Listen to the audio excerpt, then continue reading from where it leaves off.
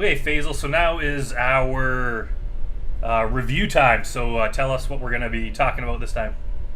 Well, I mean, so I'm excited about the Penguin TV series coming out.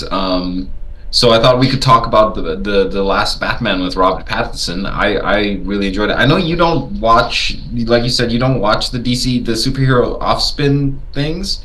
I have to be honest, I don't watch superhero movies in general. The last one I watched was Batman, but I haven't seen one before that since like Black Panther. I'm not aware of anything that's going on in the Gotham or like DC or Marvel world, but I did like that movie. Yeah, I'm kind of the same way. I think there's a lot of people that just got sick of the superhero movies. Like I was even like 10 years ago, I was so into them. Like basically from childhood up until like 2017 or so. It was great. And then it just I kind of got bored of it, and they're not so good anymore. But it's kind of funny because I don't really consider Batman a superhero movie, even though it totally is. But he's always kind Yeah, of, in my mind, been separate. Maybe because it's been from the '60s and the '80s, and then they've always made Batman films, even when superhero films weren't so ubiquitous. Batman's always that been kind makes of something they sense. made. Yeah, there's kind of been a Batman for almost every era since like the Yeah. 60s. Even I think there's even in the '40s they had like the TV show and stuff. So it's I did not know that. There was yeah. a 40s Batman TV I show? think like black and white. I could be wrong, but I think I remember seeing something about that. Um, I can believe it. I'll look it up because the Adams family went back about that far. So like, yeah, it kind of makes sense. Because I remember the Batman costume just kind of looked really crummy and and stuff. But oh, it um, does.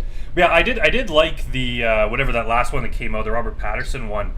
I'm not a I don't even consider myself a movie reviewer. Like I other than when I'm with a friend, like I never publicly speak on my views of movies. So it's kind of weird that we're doing this. It's kind of outside the box for me. But like if I'm being honest, like I thought the movie was too long. They could have cut about a third of it out, and it just seems like they're always tempted. Like I think me and maybe a lot of people are interested in seeing Batman and the things around Batman, but they somehow have this thing in their mind where that's not enough. We need to add all these other plot lines, like oh, there's corruption in the mayor's office and corruption in the police, and there's a gangster in town, all his stuff too. That's on top of the villains that Batman's dealing with, and then we have to add Catwoman and her backstory to it, and it just seems like they could either condense that down a lot or kind of get rid of some of those because it just seems it's like a lot of excess story where I would rather replace all that stuff with just more cool Batman scenes.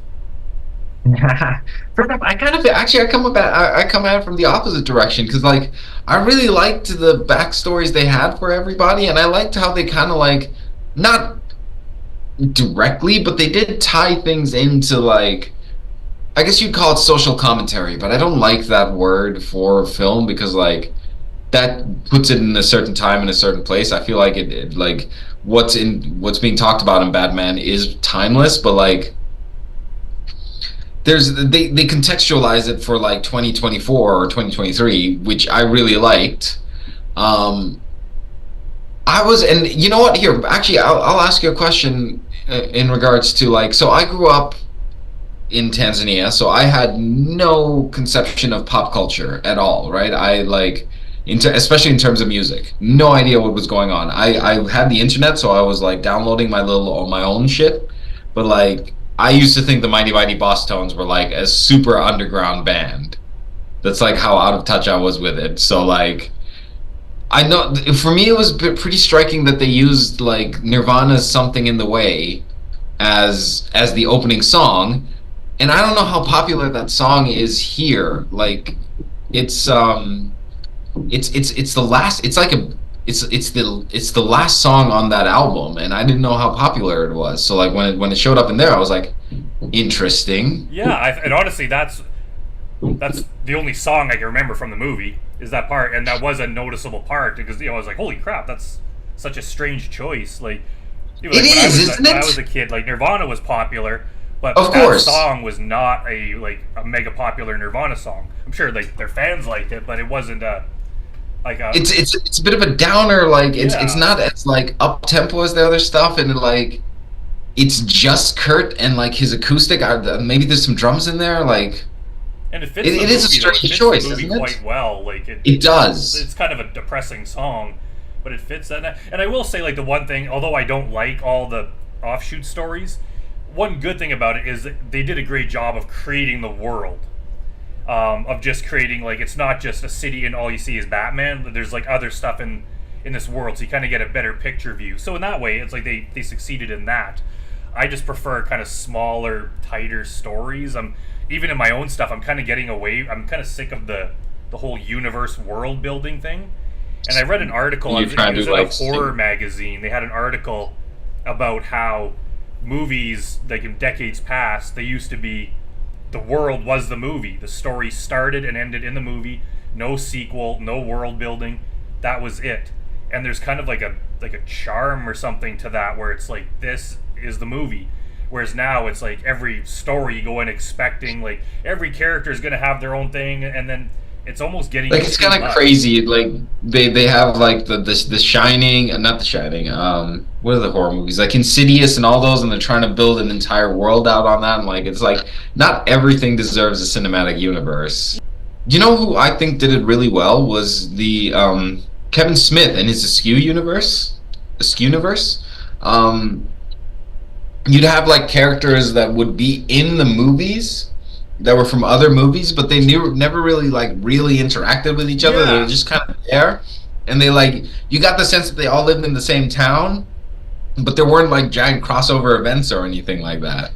And it makes it hard to kind of keep track of, and it leads to like plot holes where, because I always wondered, like especially in Marvel comics, because I was always a big Punisher fan, and Punisher was like he didn't really interact because he was more like street level crime.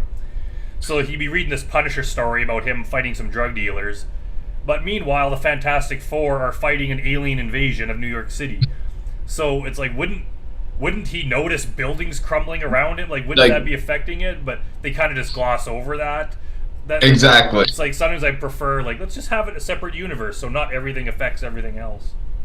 You know, can I ask you? I know this started as a Batman like review, but I do like where this conversation is going, and I have questions because, like, okay, so you like the Punisher, so I have to ask you, what is your favorite cinematic representation of the Punisher? Dolph Lundgren, hands down. Really, you like the '80s Dolph that Lundgren one? movie is, it's so awesome. Although the Punisher Warzone one is almost there. Like, I like that movie. The Thomas Jane one, I have. You're not a fan of it? Oh man, that's my favorite one. I like we're opposite on everything. Thomas Makes Jane the as an conversation actor. interesting. There were good things I did like about it, like the Russian. Like, they did have some good parts about the Thomas Jane one. Yeah, when he fought Kevin Nash and they were like smacking each other through that whole thing. That was pretty fun. Like, if you just took that movie and edited all the cool parts together, it's kind of cool. It's just the things like they changed his backstory. They changed it from New York to Tampa, Florida for some reason. Yeah. And they had him Yeah, fighting for, with like, his no dad. real And reason. it's like him and his dad are fighting side by. Like, there's so many things that it just veered so far off the Punisher's story that I just couldn't. They did have microchip. They did. Was it the Thomas Jane one the first time the microchip showed up? No, Warzone was microchip.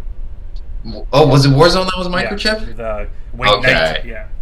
Yeah. It's just, but even I don't think they've ever quite got the Punisher right. I even tried watching the TV series, and I got like 4 episodes in, and it's just something that, like, I've read like every Punisher thing ever made almost up until a certain point, and they've just never been able to quite replicate it. It's like every other superhero. I think because on film, I don't think anybody is ever going to go far enough. I think the comics went pretty far in terms of like the action that they did and the storylines and stuff. I don't think TV. Did you ever see the fan film Laundry Day with Thomas Jane? No. I think they were trying to like get a sequel made for the Thomas Jane one, so they made like a short fan film called Laundry Day. It's pretty good actually. If you ever get a chance to watch it, check it out. Yeah. Okay. It's like on YouTube. It's like 10 minutes. But back to Batman. How did you feel about Colin Farrell's job as the Penguin? I thought it was great. It was a very interesting interpretation of the Penguin. There's been, I mean, if you go from like the '60s Penguin to like the Danny DeVito, like they're like night and day. So there's a lot of room to move, and they couldn't just repeat the same thing they already did. So one, you couldn't even tell I was Colin Farrell. Like it didn't even So look I like. wanted to ask you, did you realize it was Colin Farrell through the movie? I didn't realize until the very end. I was like, who played the Penguin? Holy shit, it was Colin Farrell? Yeah, I only knew because I read that it was him. Like if I just looked at him, I would not have recognized him.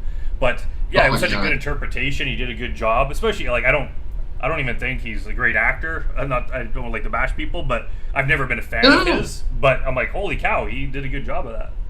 It's very strange because I'm watching him in a different show right now called Sugar, and it's all right, it's good, it's fine, but like the character is from Chagrin Falls, Ohio, but like Colin Farrell is doing it in an Irish accent, which makes no sense to me. But and like I know he can do an accent, he did the Penguin accent perfectly, so Yeah, I I am interested to see the next Batman film when it comes out.